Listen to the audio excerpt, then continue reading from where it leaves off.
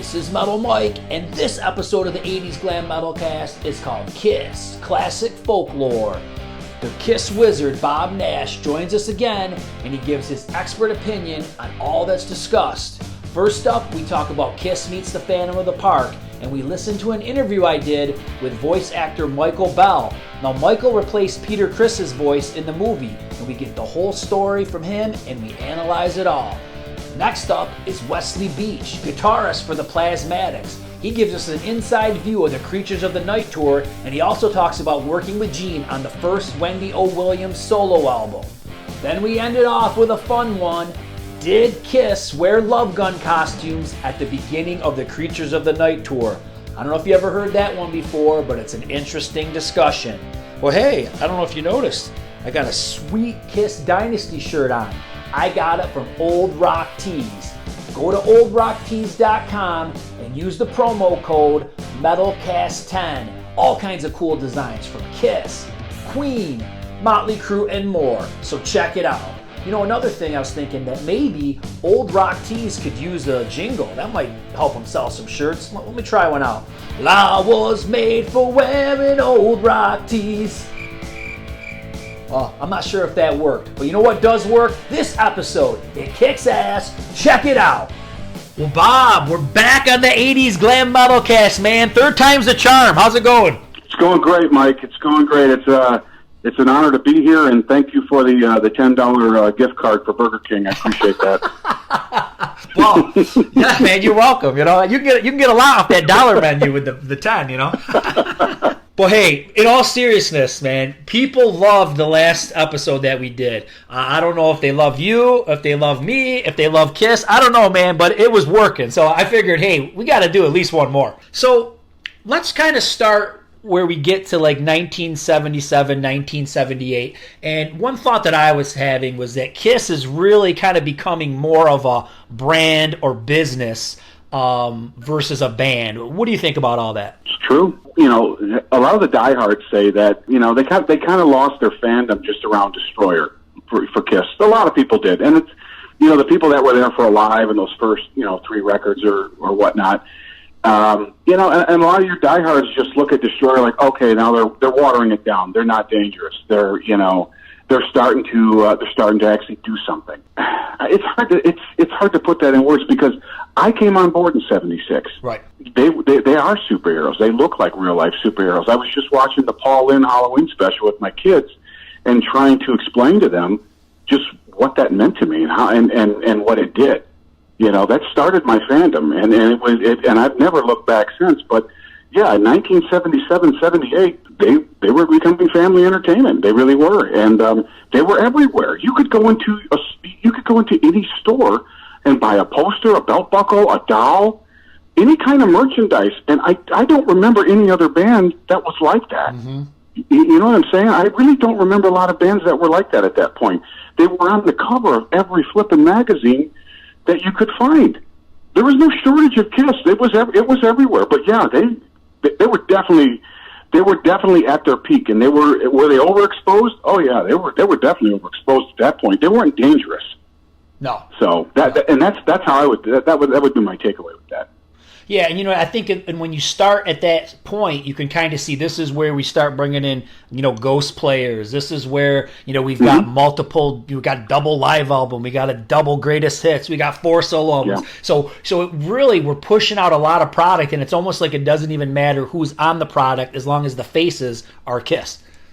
Exactly. So one of the moves that some people find questionable and some people love is Phantom of the Park. I mean, I love Phantom of the Park. What do you think, Bob? I thought it was a great move for the band. Being that that many people tuned in to watch that, I thought it was fantastic, and I thought it was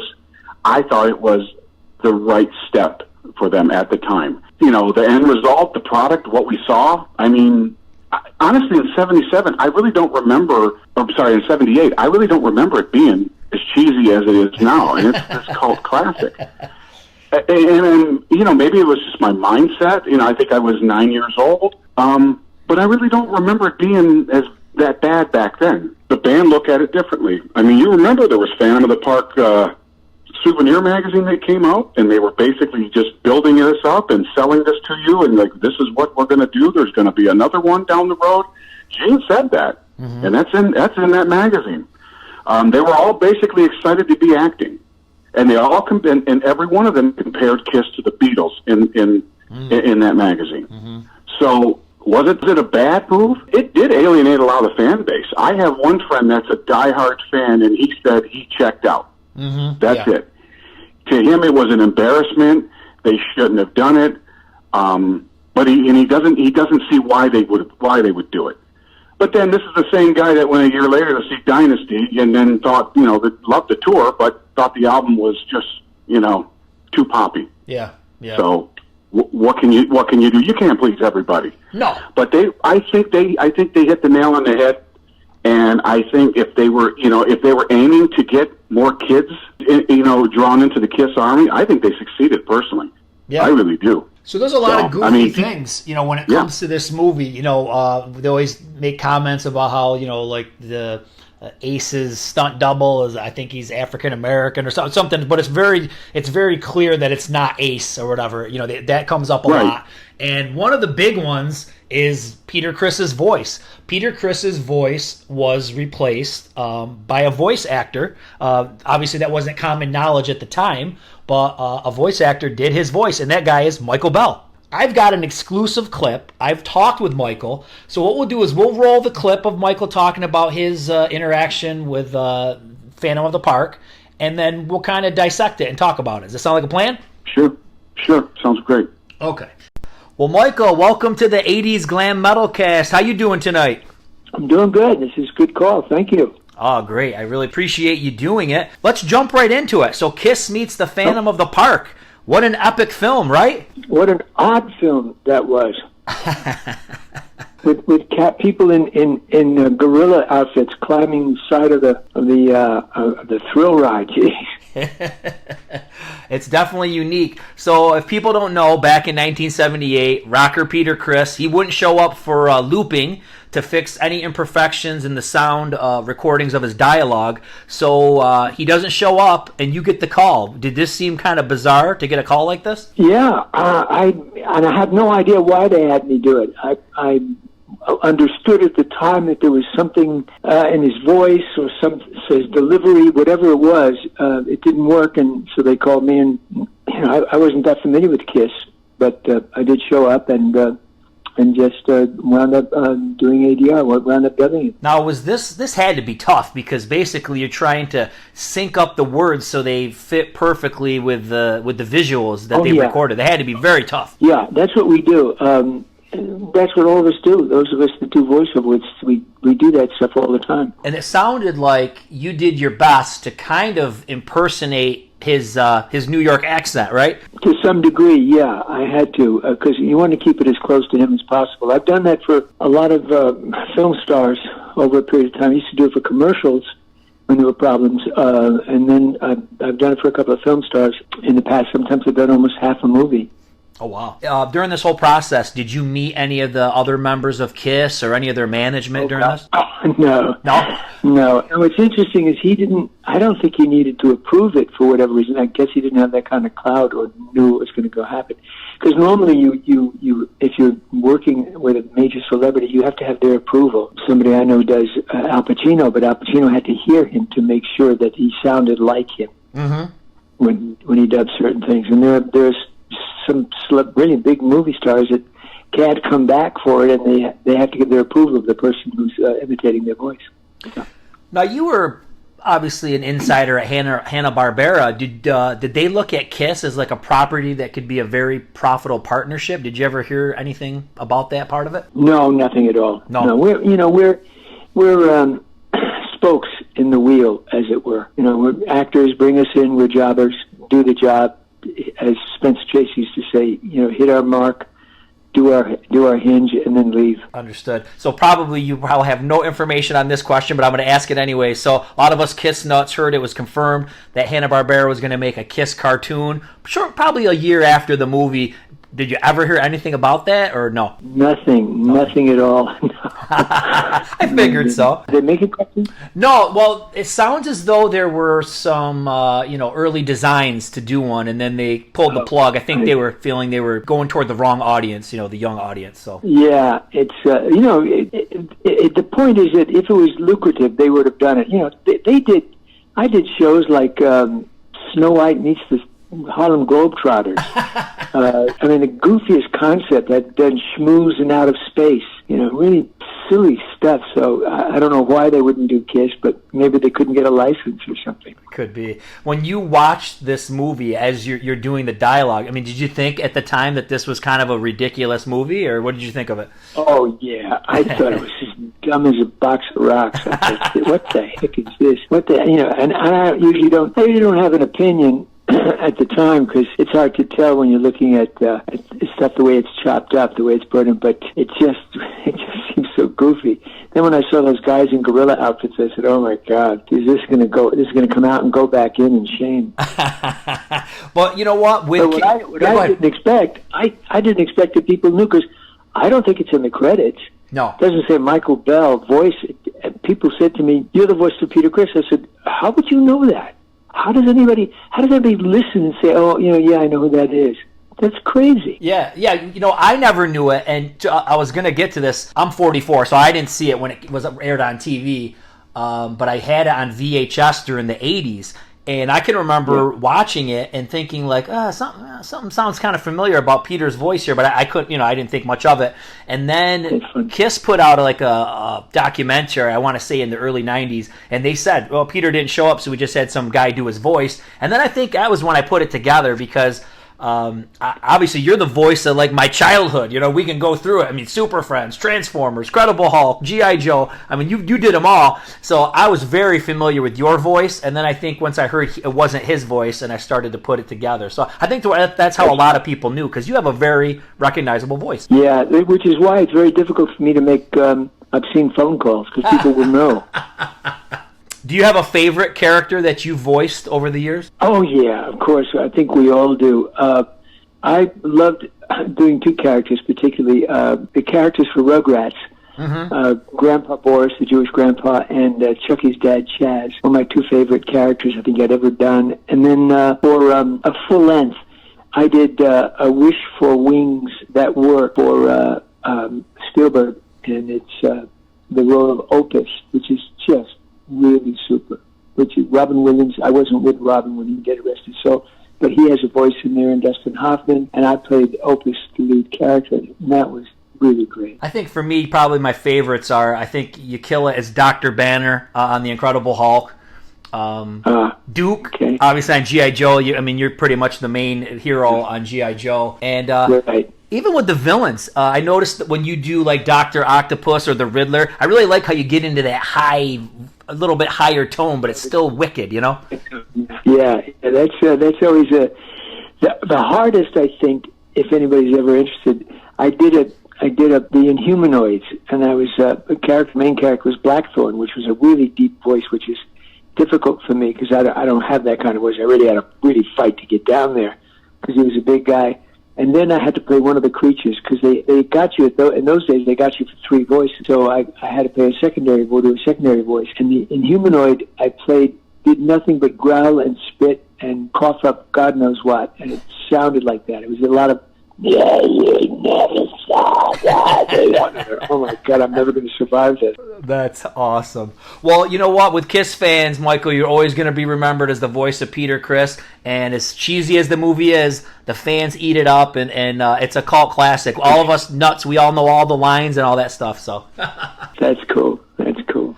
If somebody wanted to get you to do a voice, how did they get a hold of you? They contact my agent at EVO. Okay. Sandy Schnarr at EVO handles that. And now I'm teaching again. I start teaching November 5th and on a Zoom. So I have 8 students on Zoom. That's awesome. Well, Michael, hey, I really appreciate your time. This was definitely a blast from the past for me, sir. I appreciate it. Thank you. Thank you so much. We're just ordinary human beings. Wow, that was pretty wild, man. Not only, obviously, is Michael, he did Peter Criss's voice, but, man, he did some kick-ass cartoon voices that I love, too. David Banner, G.I. Joe. I mean, the guy's done some cool stuff. Yeah, the man's an icon. He's a legend in the business. It's amazing hearing his voice. It really is. It's actually creepy because, my God, I mean, wow. That's quite a body of work, that guy. Michael is. He really has. He's pretty much done it all. Yeah. He really has. But one thing that I, at least for me, and I'm going to speak for myself, I've always gone with the story that Kiss has told me in their infamous 1992 Extreme Close-Up, and they said, Peter did not show up for looping, and so because there were so many spotty pieces that the audio wasn't good, they just decided to replace his whole voice with Michael Bell's voice. And I bought into that one hook, line, and sinker. Now, Michael's basically saying in this that, hey, somebody, I don't know if it was the producer, the director, someone didn't like the way he delivered his lines. They didn't like his delivery. And they pretty much just scrapped his audio and put Michael's in. What do you think about all that, Bob? Yeah, the fact that they replaced his voice, that's true. The extreme close-up, comments from Gene or Paul. I think it was Paul. Peter didn't show up for looping. I think so. So it goes. Yeah, it's like either he doesn't remember it or he doesn't want to remember it, or maybe they just forgot. See, the thing is about a lot of these guys, it's like sometimes they're just wrong when it comes to certain things of history. Like they don't remember it the way they should. Maybe at the time because they weren't getting along with Peter. Maybe they remember it differently. But to say he didn't show up for looping had nothing to do with it. Michael Bell showed up for looping, and he did Peter's voice. Right. So that's probably why Peter didn't show up, because he didn't know there was looping going on. I've asked this question numerous times because this has all come to light, in recent years. But Bill Aucoin was one of the first ones at a convention when he did a Q&A, when someone asked him about Peter's voice, and he said, "Yeah, we basically his Brooklyn accent," and it said something about his accent and a lisp. Okay. Just didn't come across clear. It was too Brooklyn-y or whatever, too street. I really don't remember the exact thing he said, but he was the one that told Peter they were going to go over and redo his voice. Whatever reaction he got from Peter, I really don't remember. I recall asking Gene the same question, at a sit-down, and I asked him flat out, I said, Peter didn't show up for looping, but you guys replaced him with, a cartoon character guy, and he said, that's true. I'm like, so was he supposed to be there during this guy or to coach him into what he was saying? Because Michael nailed it. I mean, most kids, if they've never heard Peter Criss talk, and Phantom of the Park was their first time hearing him talk, you assumed that was Peter Criss. Right. Yep. You did. Now you have YouTube, and for those out there that really want to hear Peter Criss in Phantom of the Park, there is a clip on YouTube. Yes. It's the Phantom of the Park bumper. Yep. That is the only time you're going to hear Peter Criss's actual voice is in the bumper, and it's readily available on YouTube. But they all remember it differently. It's been in C.K. Lent's book where he said that he was on set that day. That was one of their business guys. Peter's voice didn't come across great, and I think it was the director that suggested it too, that they replace it. And it's kind of funny they replace it too when you think about the bullshit they gave Ace to say. Right. Act. Yeah. Are you kidding me? So that came across great. I mean, they made Ace sound ridiculous. I mean, granted, I still love it. I love it. Don't get me wrong. Me too. Gene roared, and occasionally he would talk, but Paul and Gene sounded, more like businessmen and things, and the lines that they were given. But seriously, you would have Ace go, I mean, come on. You're saying Peter was that bad? I don't believe it. Yeah. But whatever. We can't change it. It's not like they're going to go back and redo it. No. They don't own the rights to it. Right. That is a common thread. But some of the things that I'm just getting some thoughts in my head about all this. So number one thought was that at the time in 1992, I don't think they really cared for Peter much at that point. I mean, he wasn't in the band. You'd think they would just kind of throw a dig at him and say, hey, his voice sucks, so they replaced it. You know what I mean? But they didn't. Yeah. They told a story, like you said. Either it was remembered wrong, or it's not a factual story. That's one thing that comes to mind with it all. And another thing that Michael says about looping is, I think he made a comment where he said, hey, if there was something that needed to be fixed, a guy like me just comes in and fix those parts, and I imitate the guy's voice. So right. if there really was a looping problem, like I said, he would have gone in and fixed those few little spots that were bad, and then we'd have kept Peter's audio in there for the rest of the movie. So, a lot of these things don't add up. And another thing that was kind of strange is, though, he said the guy must not have had a lot of clout. Did you catch that part? And because he was saying that. Oh, yeah. Well, I mean. Yeah.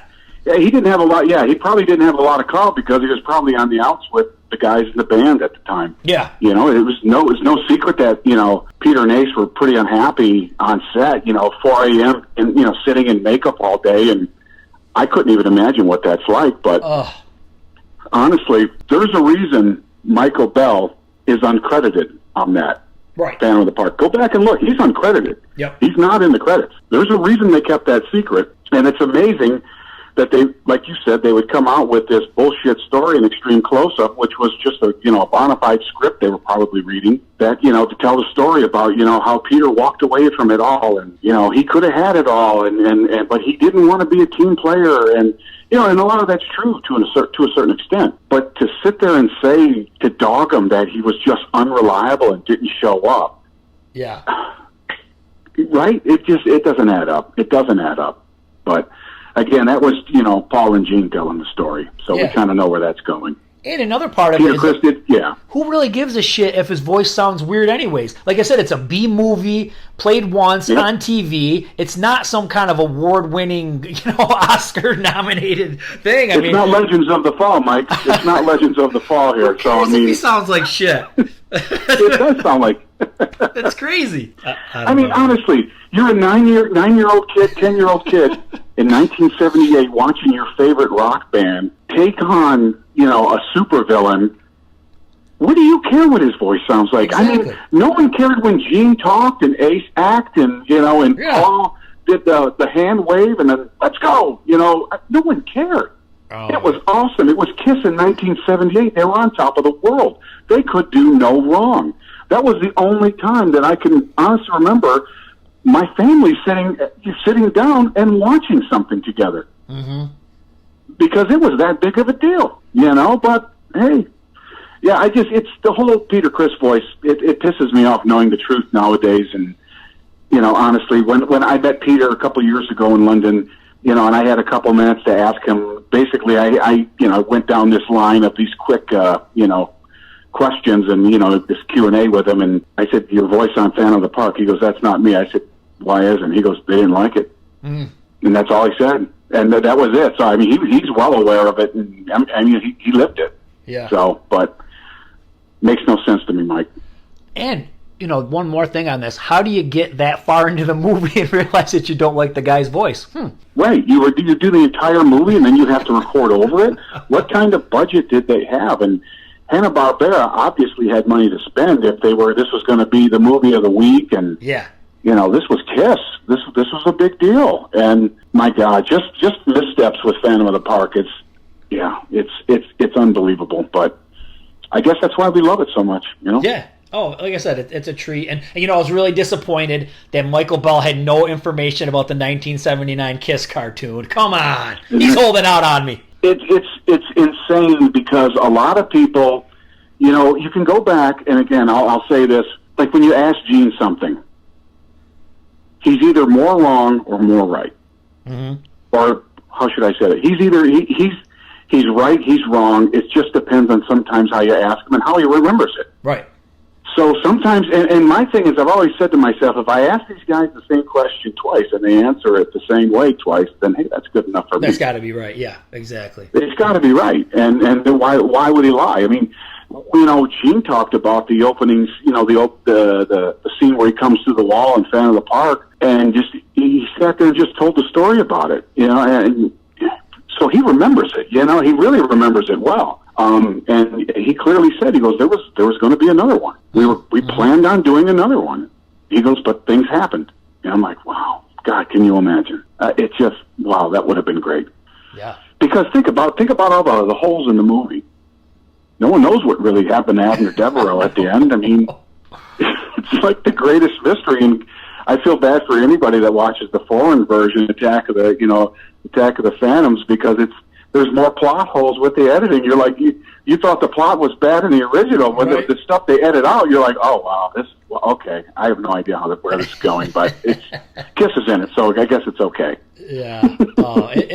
It's something else, man. It's a crazy movie, but it's a classic, and we all know the lines, and it's all in good fun. It's good fun. Well, hey, I think it's time we jump into our next topic that we want to uncover. But I think before we get into it, because it's such a can of worms, this next one. So let's jump in our clip with Wes Beech. He's the guitar player of the Plasmatics. He opened up quite a few shows on the Creatures of the Night tour. He has fond memories of that, and he's got some other Kiss-tree moments that he was involved with. So I'm going to roll that clip. Well, Wes, welcome to the 80's Glam Metalcast. How you doing tonight? I'm doing great, Mike. Good talking to you. Yeah, man. Thanks for your time. So, 1982, 1983, Kiss Creatures of the Night tour. You're in the Plasmatics. You guys opened a lot of shows for Kiss. What are some of your memories of that tour? Well, I'll tell you, when we had just finished recording our Coup d'etat album, it was produced by Dieter Dierks of the Scorpions fame, and a record company was looking to put us out on tour, do some arena shows, and they were talking about bands like Judas Priest or Ozzy Osbourne, and I guess Ozzy's wife Sharon put the kibosh on that tour because she didn't want Ozzy, fraternizing with Wendy. So then Kiss came along and wanted us to open some shows for them on the Creatures tour. I guess it wasn't selling too good, and they wanted someone to come in there and help sell them some tickets. So we went down to Knoxville, Tennessee. That was the first show on February 1st. And we get there, and we see Kiss is doing their sound check, and they were playing a really hot version of Deuce, which they never played on that tour. That's funny. But that was really good. That was my first kind of introduction to them with Vinny and Eric in the band. And so we're getting ready to go on, and Gene and Paul come into the dressing room in their full Kiss makeup and regalia, and they're like, welcome on board. And we're like, okay, this sounds good. And the whole thing was they offered us a chance to get a sound check every tour, but at that date we show up, and we're getting ready to do a sound check, and Kiss kept going on longer and longer, so we never did get a sound check. And I remember we go out on the stage, and I'm running across the stage to get to my position on stage right, and since I didn't see the stage beforehand, I run right into one of the turrets on Eric's stage setup and slam my shin really hard, and I hear our drummer T.C. Tolliver laughing real hard in the back.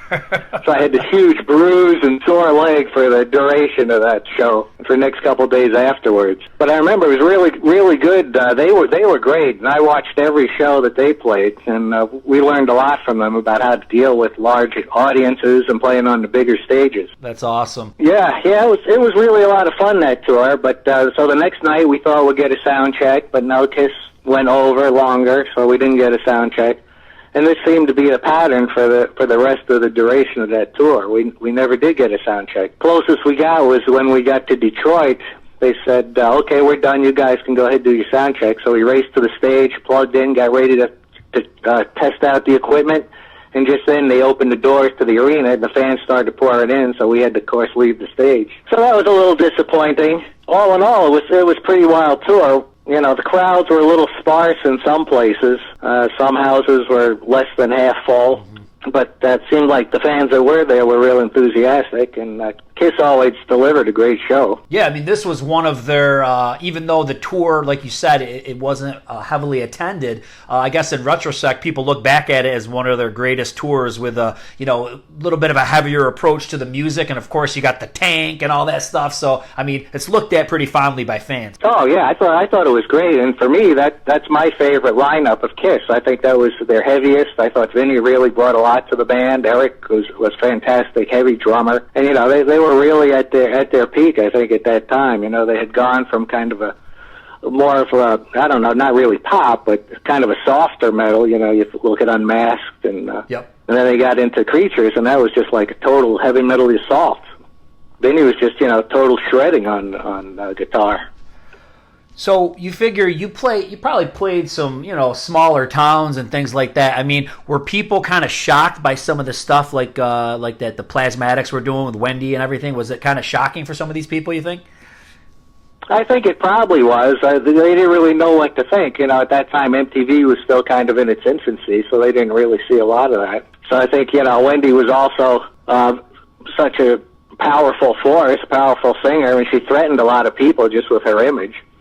And we used to wheel out a giant pentagram across the stage, put that behind the stage, and that was kind of threatening to some of them. And, you know, at that time, there was a lot of protests against KISS. All these religious right-wingers came out and saying, you know, KISS was Satanism, and it was some crazy stuff. There were a lot of protests before the shows and things like that. Did you ever hear talk of some of the frustration about the smaller crowds? I mean, did you ever hear people, like, you know, the tour people mentioning that the tour wasn't doing so hot? No, not directly.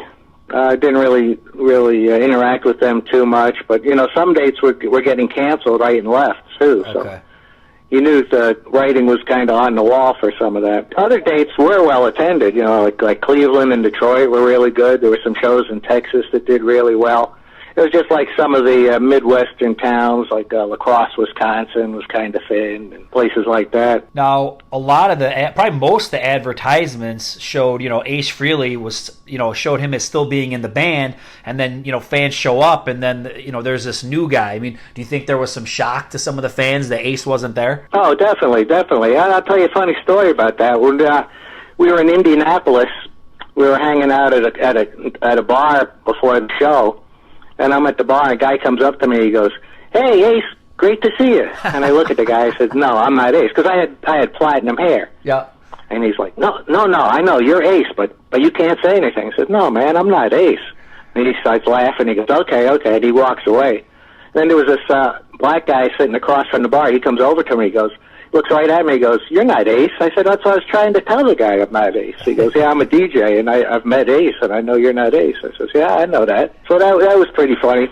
There's some folklore out in KISS land. I don't know if you ever heard this story, and I don't think you guys were the opening act toward the beginning of the tour, but there's a legend that the weather was really bad when the tour started, and their costumes got stranded someplace else, and they had to fly them in some different costumes. So the rumor is that they played the first show in like a hybrid costumes from like the Love Gun tour, but there's no photographic evidence of this. You ever heard any stories about that, where they're having some troubles on the first couple shows? No, never heard anything like that. I did read that story. I'm kind of familiar with that, but I don't have any first-hand knowledge of that. And we actually opened for them for about half of the tour. We went through the Midwest and going down through the South, and then we went back to New York. We left the tour to work on our next album.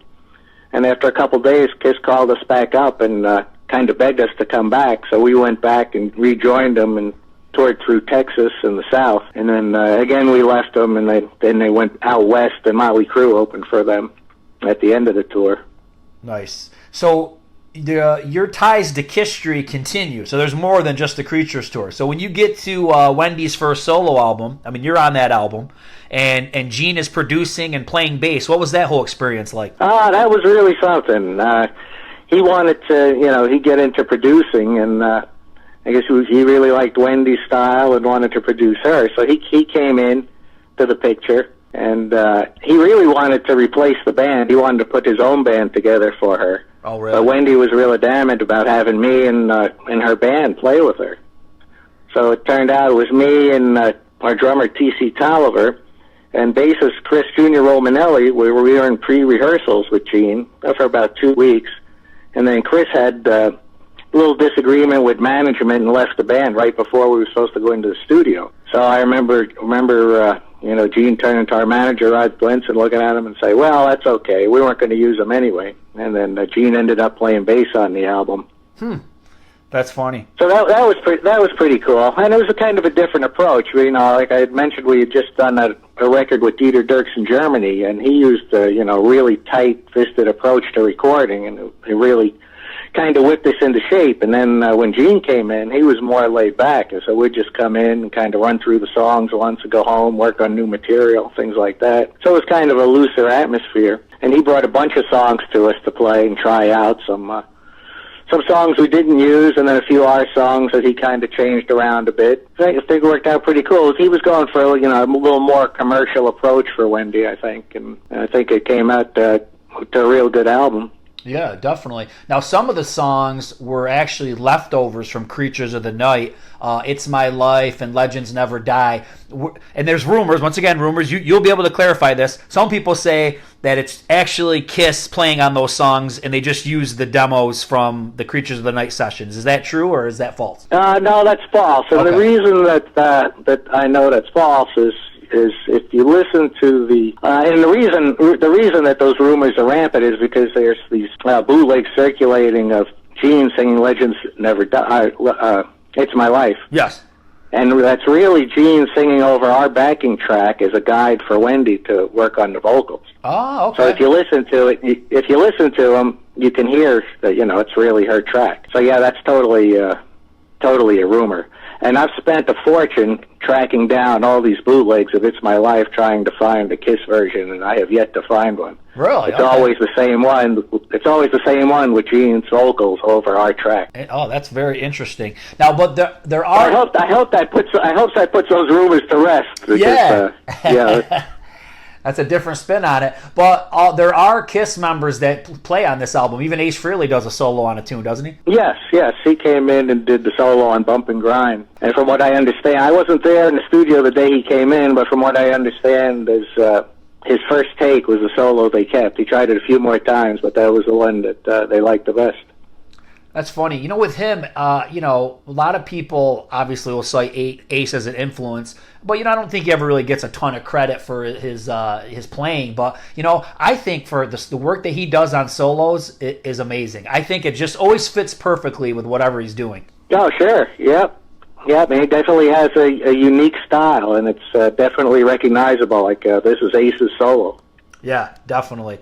But then there's one more piece of history, right? You have a co-write on Love's a Deadly Weapon that's on the Asylum album. How did that come about? Well, what that was a song I wrote called Party, and that was on our Wendy's second solo album, Commander of Chaos. And Gene was slated to produce that one as well, but due to some other things he didn't have time to work on that. So he came down to a rehearsal session, and he heard the song, and he said, boy, I like that song. I think we'll take it. So he took the song, they just changed the lyrics a bit, changed the opening riff a bit, and it became Love's a Deadly Weapon. But if you listen to the song Party and Commander of Chaos, that's where it came from. Oh, okay. And the funny thing about that is I kind of wrote that in the vein of Motorhead, so it's like a Motorhead-type song, so it's a really fast-paced song for Kiss. And when I went to see them on the Asylum tour, I talked to Bruce afterwards. He goes, "Oh, that's a really good song, but it's too fast for us to play."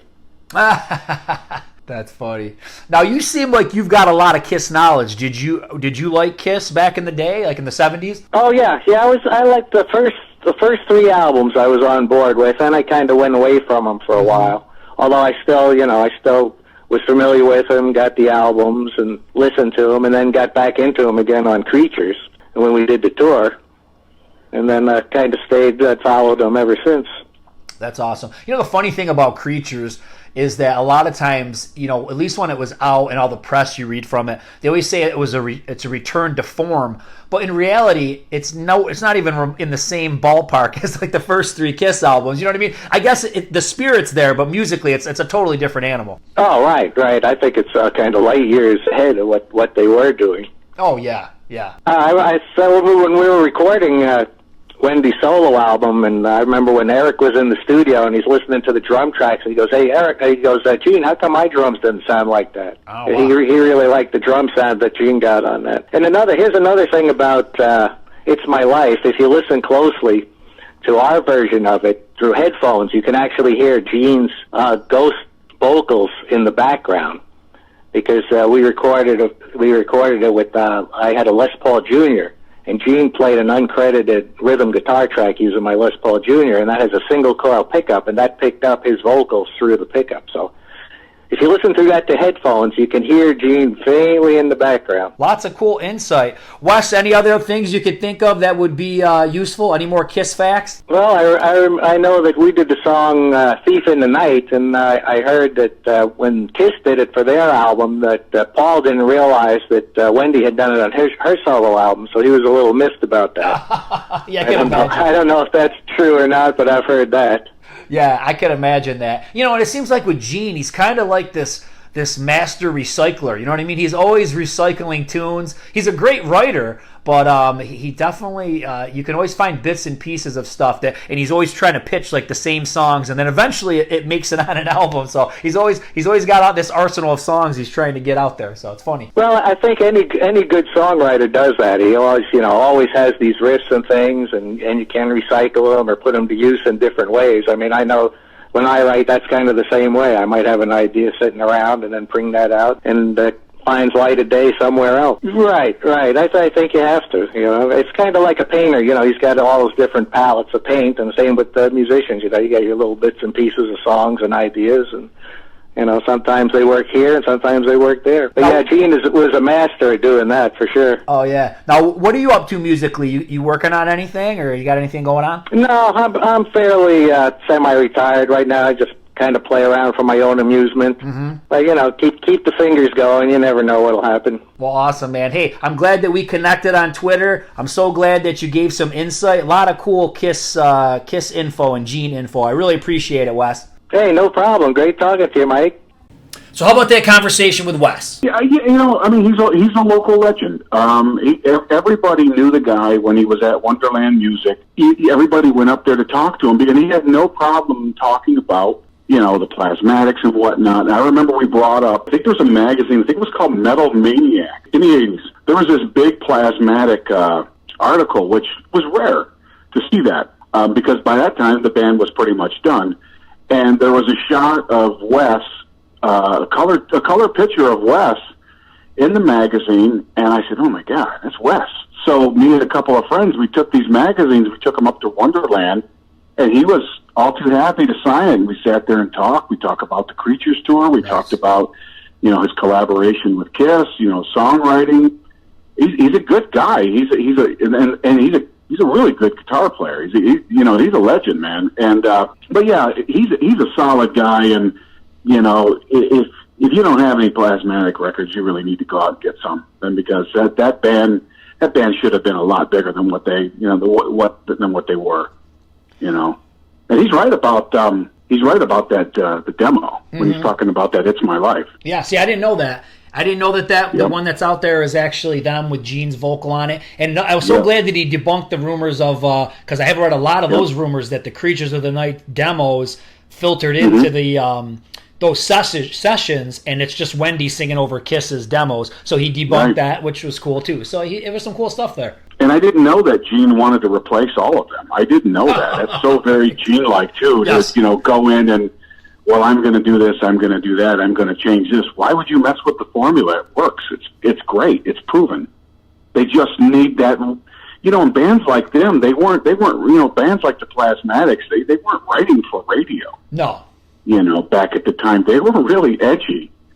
So to kind of polish them up and sell them to the record buying public, that's a challenge because they weren't for everybody. Nowadays, something like that, my God, people would eat it up. They really would. They would really eat it up. But yeah, Wes is a good guy, man. I could talk about the guy all day long, but I'm happy that he's on social media. I'm happy that he follows me and he interacts with me, and he has a really good, you know, recollection of the Creatures tour, which is really, really cool. Yeah. It's awesome. It's always cool to hear stuff like that. Yeah, and he brought up a lot of cool points of how, you know, everybody looks at the tour as this disaster, but there was a lot of big shows. He mentioned a few cities that was really big shows, so it wasn't like every show was a flop, you know what I mean? So yeah, that's a misconception about Creatures too, where a lot of people will say, well, the tour didn't do so well. Well, they had a lot of hot spots. Right. They really did, and you can't deny that. And he was right. Detroit was one of them. Mm-hmm. They had a lot of hot spots where, you know, they might have not sold the upper bowl or something like that, but, you know, it's always like if a promoter gets like maybe 70 to 75%, they make their money. It's when you do like 30, 40% where you're like, oh my God, this is the bottom's about to fall out. Right. But yeah. So he remembers it well, which is really nice to hear. Well, hey, now it's time to talk about an infamous show, Bob. The show that started off the tour, Bismarck, North Dakota. Bob, tell everybody what happened at this show. What happened? Well, it was supposed to be Bismarck was basically the first night of the Creatures tour. It was the opening night. From what it sounds like, there's not a lot of people that live there. In Bismarck, it's not a really populated city, and it was a really poorly attended show. But what people got to see, and this is the folklore, was that Kiss allegedly performed in Love Gun costumes for the first night of the tour. And the reason for that, well, the reason being, was because their gear was stuck in Denver. Denver had a huge snowstorm, so their wardrobe girl, Lori, stayed with the wardrobe because the band felt that was, a little maybe too important just to leave somewhere, so they had someone, stay with it. And what they did, they contacted their former wardrobe girl, Pixie, who was the one that put the story out there. And, and I'm going to paraphrase a lot of this just because, she tells it very well, where she flew in a Learjet. She was asked to go by production manager. She was asked to go to the warehouse, pick up some clothing, and then fly by Learjet and meet them in Bismarck. And that's what she did. And she claims they were Love Gun costumes. And the kick in the ass is there's no photographic evidence of that. Right. None. I've talked to people that claim they've been there. They don't claim they saw the show. And again, the amount of people that claim they were there, they would have probably had more than 3,000 people there. Mm-hmm. Because it's like this legend. This Kiss folklore. It's almost bigger than the band now. Some people probably don't know about it. I think it's the story's been out there for a while. Mm-hmm. But honestly, I found it so fascinating. I mean, I asked Gene and I asked Paul. Paul remembered it a little bit better than Gene because I think a lot of people will confuse it when they say Love Gun with that Creatures photo shoot where they were kind of wearing a little bit of Love Gun, a little bit of Elder, a little bit of Unmasked. Yep. Just a little bit of everything because their costumes weren't exactly ready at that point. And I think sometimes people will take, that'll be their takeaway. Well, that's probably what you're thinking of. And it's kind of what I thought of. So when I asked Gene, he said yes. Didn't say nothing else. He goes, yes, that's what we wore. Didn't add anything else to it. No other insight. It was Paul, when I met him in 2015, that really kind of shed some light on it. And it was interesting because I had a couple of minutes and I said, hey, Paul, I just wanted to ask you, opening night, Creatures tour, you guys allegedly wore Love Gun costumes. And he started shaking his head. He goes, yeah.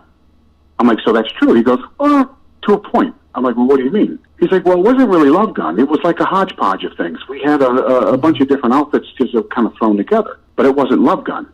It was kind of like a mashup of costumes. And then the funniest thing is, he said to me, and I said, well, I appreciate that, Paul. I said, so you remembered, it did happen. He goes, yeah, it happened.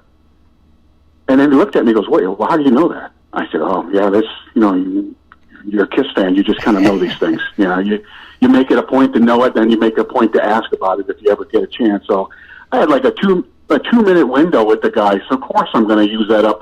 I had people behind me waiting to get their picture with him, if you bought a book with him. And he seemed more interested in talking about that than taking a picture with anybody after that. So, he was cool about it, but he confirmed it. And that was good enough for me. Yeah. Because Pixie has told this story, the lady that brought the costumes to Bismarck, she has told this story over and over. And she tells it really, really well. So there's no reason for her to make it up. Mm-hmm. Why would she? What does she benefit from it? It happened. The fact that there's no pictures is a kick in the ass. And the one day when pictures do surface, and I firmly believe someone will buy some pictures in an estate sale and they'll go crazy, they'll go viral, they'll break the internet that day. Oh, yeah. Yeah. I swear to God, the internet will shut down if those pictures surface. To see Vinny in anything but the costume that was designed for him, right? My God, I'll take it. Yeah. Let me see it. You know, and I think you were talking to a guy that said he remembered it, but and again, he said, well, Paul was wearing a jacket. I'm like, okay, well, what kind of jacket? Because during Creatures, he wasn't wearing a jacket. He was wearing that little man bra. Yeah, he never wore a jacket on Creatures, just at the press conference. Just press conference. So when he said that, I was like, now you have my interest. Is it the jacket that he wore at the Creatures press conference? Well, which jacket is it? Does it have coattails? Right. What does it have stars on it? What does it look like? Yep. You know, I don't know. Well, I'm one of those people, as many people probably can tell about me, is I'm one who can dig up a lot of stuff. I've obviously found a lot of people for podcasts. I've dug up a lot of stuff. So I did my own digging on this. And once again, I did find some eyewitness people. I forwarded you some of that. And some were kind of fuzzy. Some weren't sure what they were wearing. Some think it was the Creatures. Some guy thought he had a jacket. But I also found the Bismarck newspaper.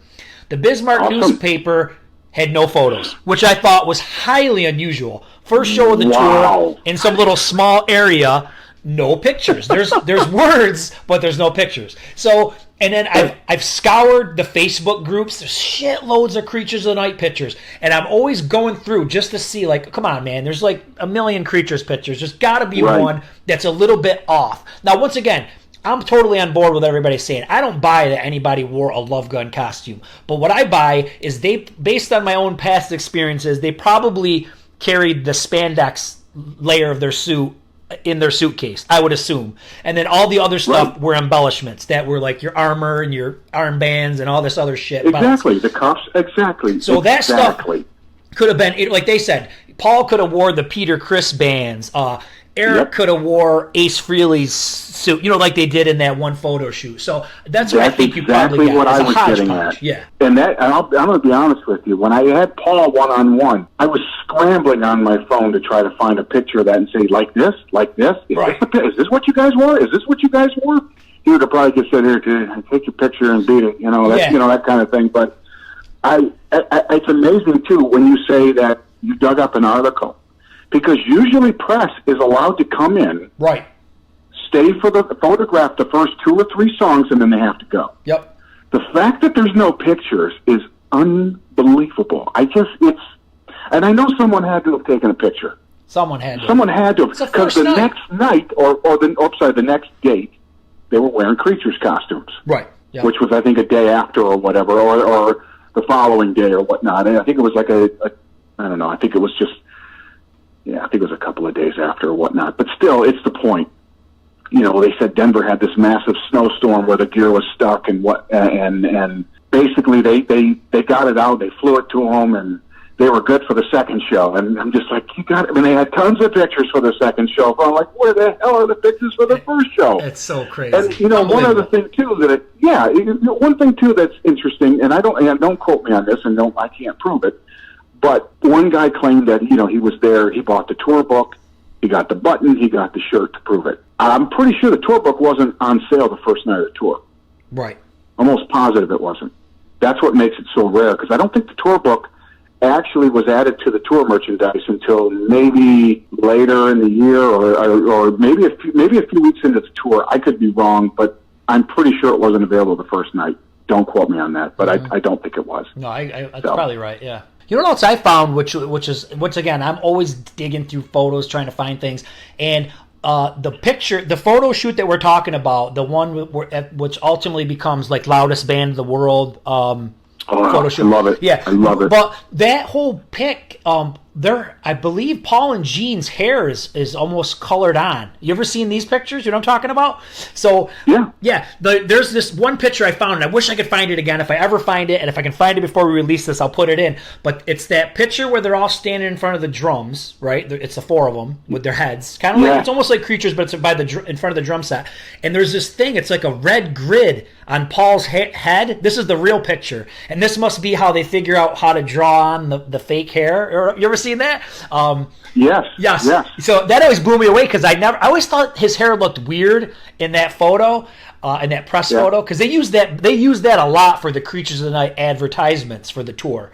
You're talking about the 4 of them where Ace was still in the band, right? Yes. Yep. Okay, and they're all in front of, you can see the drum set in the background? Yes. Yep. Okay, Now, do you know who owns the actual color pictures of those? No. That's that session?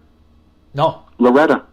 Oh, sister. didn't she just tweet that out the other day, I think? I snapshotted it. Yes. She owns them. Yeah. She tried to sell some of those on eBay years ago, some Creatures outtakes.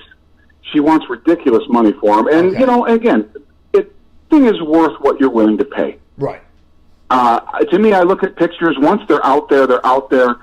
They're really, you know what I mean? If someone, copies and pastes a picture and they go print it at Walgreens or whatever, they've got a copy of it, but they don't have the original. It's kind of like the Animalize, the back of the album cover? Mm-hmm. Okay, so I own the original pictures of that.